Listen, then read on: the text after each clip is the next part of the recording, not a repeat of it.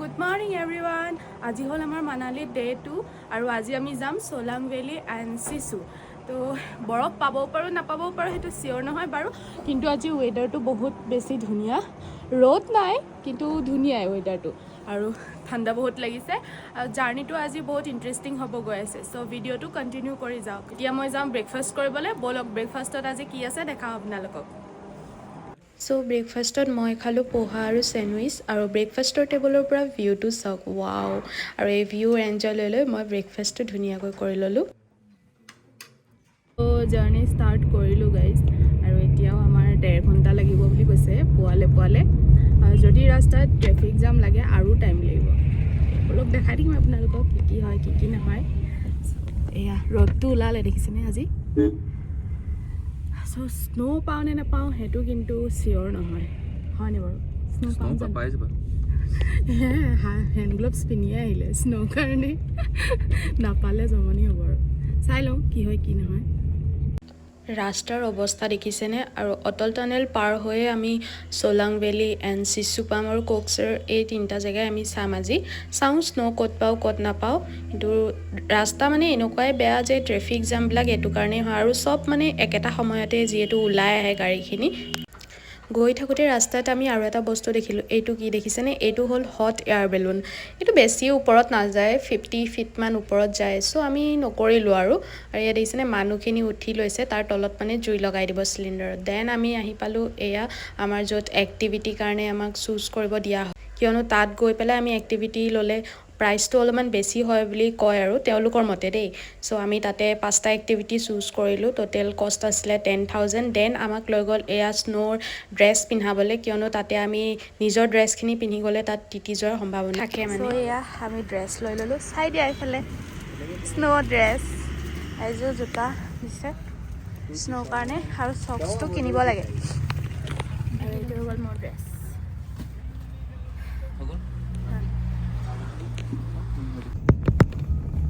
अभी कितने में हुआ हम लोग? अभी आप वो 6 के आसपास, लगभग 6 का। এণ্ড এই জেগাটো দেখিছেনে? এই জেগাটো এটা স্পেচিয়েলিটি আছে, কি হয় জানেনে? ক্ৰিছখন যে আমি চাইছিলোঁ, ক্ৰিছ মুভিৰ যোনটো ক্ৰিছ উৰি আহে যে মানে যোনখন হাবিৰ ওপৰেদি, তো এই হাবিখন এইখনেই আছিলে, ইয়াতে শ্বুটিং হৈছিলে ক্ৰিছ মুভিখনৰ। আৰু ইয়াতে এটা সৰু অকণমানি ঘৰো আছে যোনটো পাহাৰৰ ওপৰত আছিলে, য'ত ক্ৰিছৰ দাদীৰ ঘৰটো য'ত দেখুওৱা হৈছিলে, আইতাকৰ ঘৰটো, তো সেইটোও আছিলে। সেইটো বাৰু মই দেখুওৱা নহ'লে। আৰু এইখনেই সেইখন জংঘলখন। এইখন হৈছে এখন কেফে যোনখন পাহাৰৰ ওপৰত আছে। চাওক না কি ধুনীয়া লাগিছে, ইয়াত যে ৰাতি খাবলৈ কেনেকুৱা মজা লাগিব ন?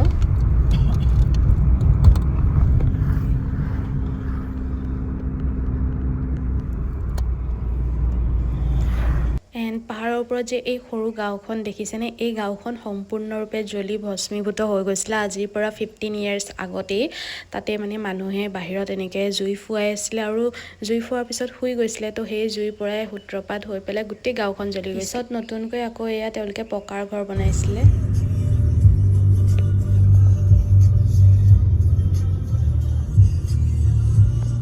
আমি আহি আছোঁ আৰু খুব ধুনীয়া জেগা দেখিছোঁ, আপোনালোককো দেখাম।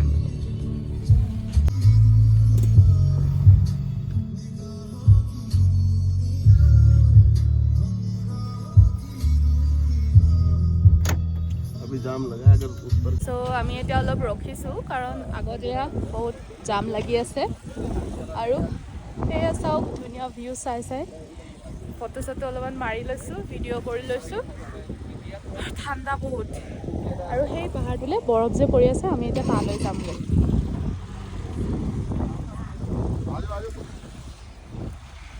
দেন আমি পাই গ'লোহি দ্য ফেমাছ অটল টানেল, যোনটো ৱৰ্ল্ডৰ লংগেষ্ট এণ্ড হায়েষ্ট টানেল হয়, যোনটো 10,000 ফিট ওপৰত আছে। আৰু এই টানেলটো উদ্বোধন কৰিছিলে নৰেন্দ্ৰ মোদীজীয়ে 2020। এণ্ড এই টানেলটো কিমান দীঘল জানেনে? 9.2 কিলোমিটাৰ। আৰু এই টানেলটোৰ পৰাই গৈ আমি লাডাখলৈও যাব পাৰোঁ। এটা ৰাস্তা লাডাখলৈ যায়, আনটো ৰাস্তা সোলাং ভেলি, স্পিতি, সিসু এনেকৈ যাব পাৰি। ইয়াতে যেতিয়া হেভি স্ন'ফল হয়, এই টানেলটো সম্পূৰ্ণৰূপে স্ন'ৰে ঢাক খাই যায়। আৰু ৰোহতাং পাছ গ'লেও ইফালেদিয়ে যাব লাগিব, আমি পিছে যোৱা নহ'লে, কিয়নো ৰোহতাং পাছ আমি যোৱালৈ বন্ধ কৰি দিছিলে। 4x4 যায় বুলি কোৱা শুনিছিলোঁ, কিন্তু মই চিয়'ৰ নহয় যে যায় নে নাযায়। আপোনালোকে যদি আহে এবাৰ কনফাৰ্ম কৰি ল'ব।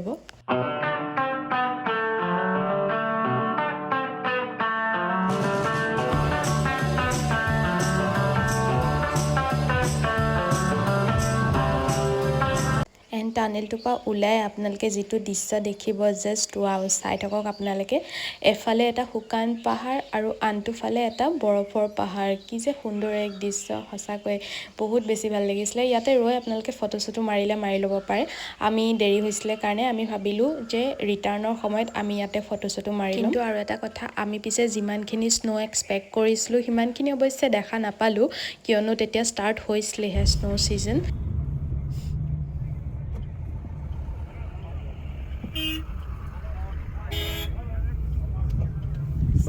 এইফালে লাডাখ ये जा रहा है ये लद्दाख ये लद्दाख और এইফালে মানালী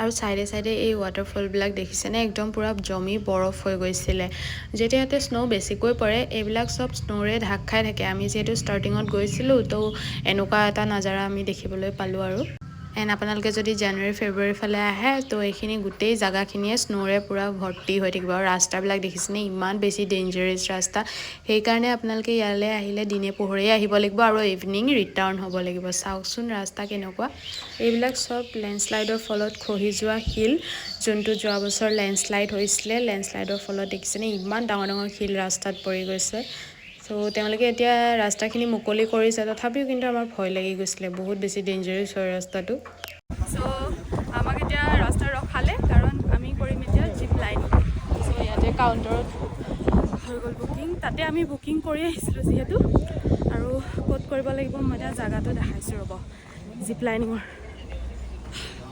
সেয়া দেখিছেনে ইয়াত কৰি যে আছে ইয়াতে আমি কৰিব লাগিব ভয় লাগিছে নদীৰ আগেদি কৰিব লাগিব যিহেতু ফাৰ্ষ্ট টাইম ইমান আপত ট্ৰাই কৰিম নাজানো পাৰোঁ নে নোৱাৰোঁ চাই থাকক ভিডিঅ'টো वाटरफॉल है ना मनाली में कौन सा वाला था जोगनी बॉर्डर हाँ वो वशिष्ठ पे है চ' আমি জিপ্লাইনিং কৰিবলৈ গৈছিলোঁ হয় কিন্তু কৰা নহ'লে কিয়নো তাতে মানুহ বহুত বেছি আছিলে সেইবাবে আমাক ড্ৰাইভাৰ দাদাজনে ক'লে যে আমি ৰিটাৰ্ণ হওঁতে কৰি ল'ম গতিকে তাত পাওঁতে যিহেতু দেৰি হৈ যাব চ' আমি বাহিৰে তালৈকে গুচি গ'লোঁ এণ্ড ফাইনেলি ডেষ্টিনেশ্যন পালোহি ইয়াতে আমাক গাড়ীখিনি পাৰ্কিং কৰিব তাৰ পৰা তেওঁলোকে নিব আমাক গাড়ীয়ে ইয়াতে ৰখাই দিলে এতিয়া আমি যাম এটিভি ৰাইডত আমি ওপৰলৈকে 10 কিলোমিটাৰ যাম অলপ দেখাই আছোঁ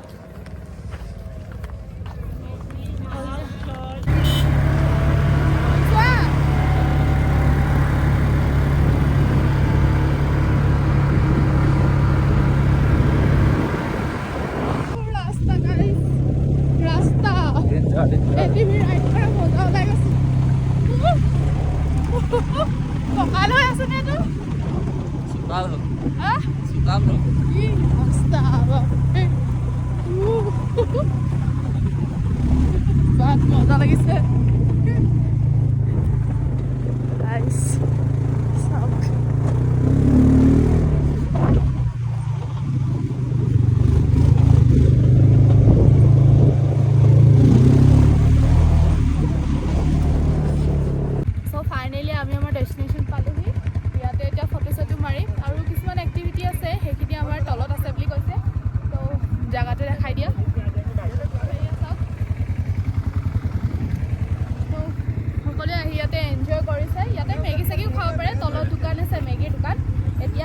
ফটো মাৰি লওঁ অলপ লগ পাই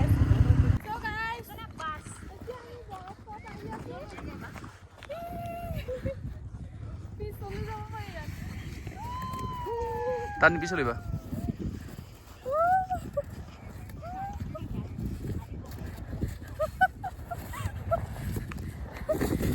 হৈ যাব এণ্ড সঁচা কথা ক'বলৈ গ'লে মোৰ বৰফখিনি দেখি যে ইমান হাঁহি উঠিছিলে কিয়নো টাৱাং যাওঁতে ইয়াতকৈ বেছিহে বৰফ মই পাইছিলোঁ বৰফখিনি একেবাৰে শ্লিপাৰী নাছিলে আৰু আমি দুটাই যে এইখিনি কৰিছিলোঁ ইয়াতে মোৰ এটা গান মনত আহি গ'ল কৈ মুঝে জংগলী কহে বাট একো নাই আমি এনজয় কৰিলোঁ আপোনালোকে জানুৱাৰী ফেব্ৰুৱাৰীত আহিব ইয়াতে চিয়'ৰ বৰফ পাব এতিয়া আমি কি কৰিবলৈ যাওঁ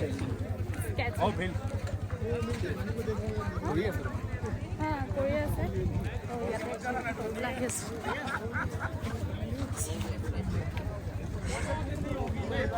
So first শিকাই আছে stretching.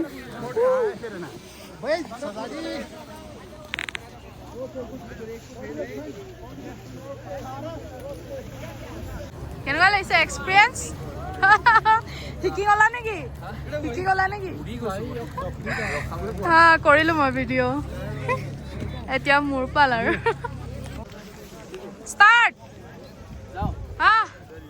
কাম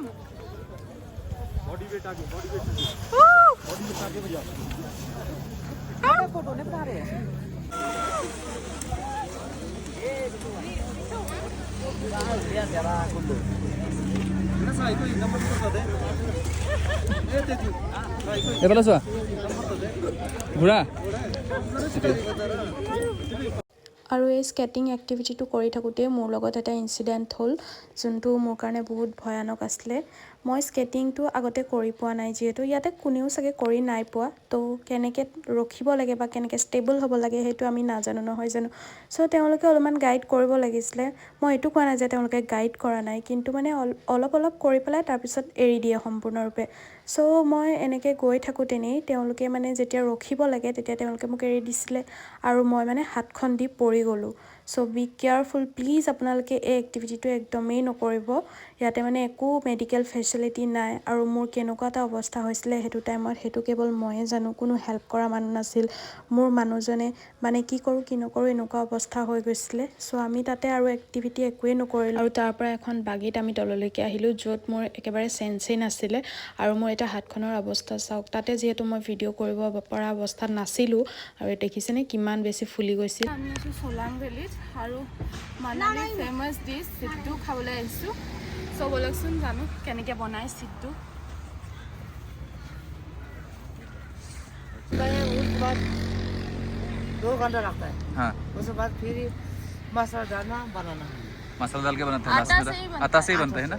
चावल का चावल कोई चावल का बनाता है, कोई हाँ, आटा आटा से बना खुद का ठीक है। हम दोनों के लिए 2 रेट चिल्ली। हाँ 2 कितने का है? 130 का 130 का एक का ही हो जाए तो फिर दोनों के लिए एक दे दीजिए। बराबर बनता है। हाँ ठीक है बराबर। फोटो खींचना। हाँ ठीक।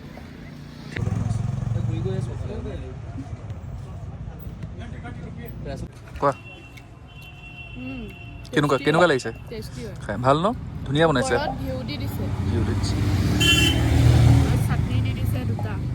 চাটনি কেইটাও ধুনীয়া খাবলৈ ন দুটা। আহিলে নিশ্চয় খাব দেই। তাৰপিছত আমি আহিলোঁ এয়া জিপ লাইনিং কৰিবলৈ। মোৰ হাতৰ অৱস্থা নাই বিষত, কিন্তু তথাপিও কিয়নো আমি 10,000 দি গোটেই এক্টিভিটিখিনি আমি এড কৰিছিলোঁ আৰু মোৰ মানুহজনে বাৰে বাৰে মানা কৰিছিলে নকৰোঁকৈ, কিন্তু মই মোৰ কাৰণে ট্ৰিপটো বেয়া হোৱাটো বিচৰা নাছিলোঁ। চ' তাতে আমি যিহেতু জিপ লাইনিংটো নকৰিলোঁ, গতিকে আমি ইয়াতে আহি কৰিলোঁ। তাতে আমাৰ 2টা এক্টিভিটি থাকি গ'ল, সেইবাবে ইয়াত যিকোনো 2টা আমাক এক্টিভিটি ছিলেক্ট কৰি ল'ব দিলে। আমি এটা জিপ লাইনিং চুজ কৰিলোঁ আৰু এটা য়াক ৰাইড। গতিকে মই ভগা হাতে দিয়ে 2টা এক্টিভিটিয়ে কৰিবলৈ সমৰ্থ হ'লোঁ আৰু সেয়া আছিলে একমাত্ৰ ভগৱানৰ যে ইমান পেইনৰ পিছত মই যে এক্টিভিটি কৰিব পাৰিছোঁ, তো ইমানখিনিলৈকে যে মোক ভগৱানে সাহস দিছে আৰু ষ্টেবল হৈ আছোঁ যে, তো সেইখিনিয়ে মোৰ কাৰণে বহুত। চ' বুঢ়ী নজৰ ৱালে তেৰা মুহ কালা বুলি কয় যে, সেইটোৱে আৰু এটা কথা কি জানেনে, মই যে ইমান হাইটত জিপ লাইনিং আজিলৈকে কৰিয়ে পোৱা নাছিলোঁ।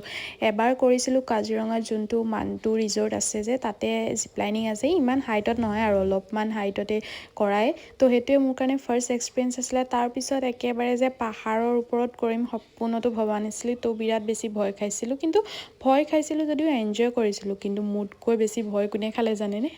মানুহজনে, কাৰণ তেওঁৰ কাৰণে এইটো ফাৰ্ষ্ট এক্সপিৰিয়েঞ্চ আছিলে। তেওঁ বহুত বেছি ভয় খালে, কিন্তু আমি দুটাই বহুত বেছি এনজয় কৰিলোঁ। চ' ভাল লাগিলে। আৰু জীৱনটো যিহেতু আমি এবাৰেই পাম, গতিকে সকলো কামেই আমি কৰি যাব লাগে নহয় জানো? ভাল পোৱা বেয়া পোৱা সকলো কামেই। ভয়নো কি আছে, ভয়টো মানুহক চব ক্ষেত্ৰতে লাগেই, কিন্তু ভয় যেনি যদি আমি এটা কাম কৰিব পাৰোঁ তেন্তে আৰু তাতকৈ বেছি আৰু কি লাগে। আৰু মই নিজকে বহুত প্ৰাউড ফিল কৰিছোঁ যে মই এনেকুৱা অৱস্থাটো যে এটা এক্টিভিটি কৰিব পাৰিছোঁ। কেনেকুৱা লাগিলে এক্সপিৰিয়েঞ্চ? একদম ফাটি আছে, উশাহটো ভালকৈ ল'বই পৰা নাই। মই এটা হাতে দুখ পায়ো উঠিলোঁ, তেওঁ মোতছে বেছি ভয় কৰিছে। উঠা নাই ন, ফাৰ্ষ্ট টাইম উঠিছোঁ ন। তথাপিও 2টাই সাহস কৰি উঠিলোঁ, ভাল লাগিলে, মজা লাগিলে। এতিয়া আমি কৰিম য়াক ৰাইড। এইকেইটা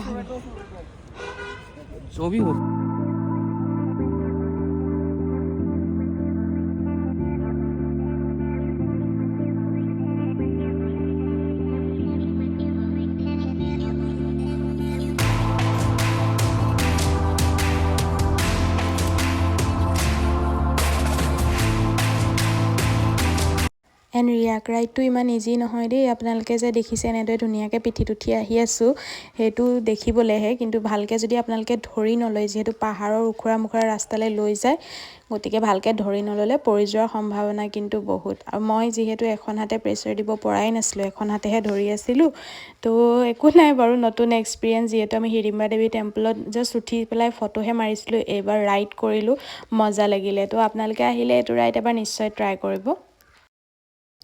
আৰু পিছত বিষ বেছি হোৱাৰ কাৰণে এয়া ফাৰ্মাচীত গৈ বেণ্ডেজ অলপ কৰি ল'লোঁ আৰু মলম চলম লগাই দিলে, যিহেতু তাত মেডিকেল ফেচিলিটি ইমান এভেইলেবল নাথাকে। কোৱা কি ক'ম?